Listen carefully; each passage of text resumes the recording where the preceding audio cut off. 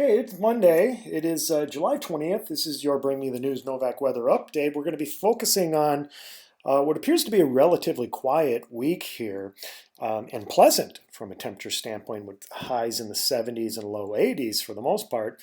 And we'll warm up as we get into this coming weekend. And then we'll look at least our prospects for rain, which really I only think tomorrow morning and into the afternoon is really our best opportunity for rain across the upper Midwest. What you're looking at right now is the observed precipitation over the weekend. So this is over the last 72 hours, and it's pretty obvious to see that most of the rain, and a lot of it was significant, was confined to the northern two-thirds of Minnesota, eastern North Dakota, and of course, much of northern Wisconsin, some areas receiving in excess of 3 to 4 inches of rain. And this is actually good news because these were parched areas of north central and northeastern Minnesota that got the rain this weekend.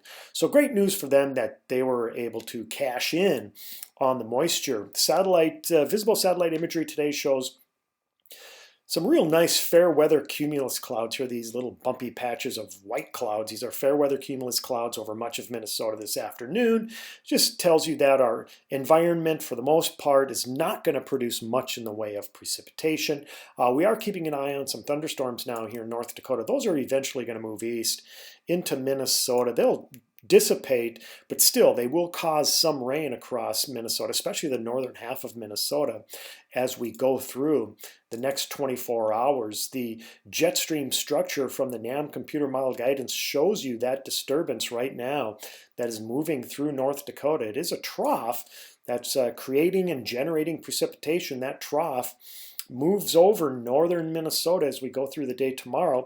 Hence the reason why I think the majority of precipitation will be kept in northern Minnesota. And then once this disturbance moves through, we get into a northwesterly flow in our atmosphere, which again, as you get into July, that's a beautiful, pleasant environment when you get the flow coming out of Canada.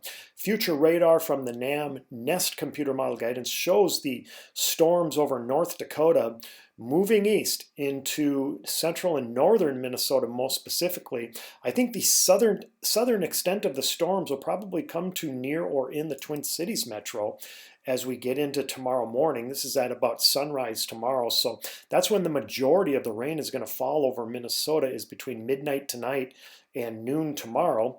Eventually those storms spread east into Wisconsin during the day tomorrow and tomorrow evening, and then we are left with just a beautiful environment for much of Tuesday evening and then into Wednesday and Thursday, as we are dry and we are dominated by Canadian high pressure. Here's the estimated, or at least potential, rain accumulation from the European computer model guidance.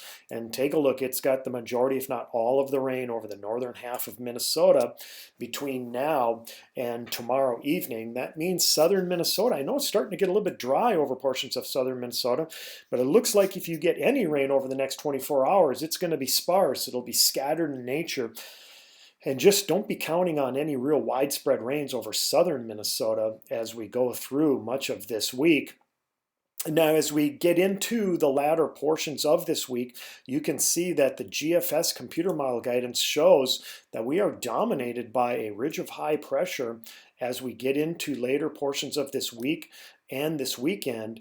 In fact, our return air is going to be coming from the desert southwest as we get towards this weekend. That's where our flow is going to be coming from, at least at the jet stream level. That will allow much warmer and potentially more humid air to come up into the Midwest and upper Midwest, especially as we get into this weekend.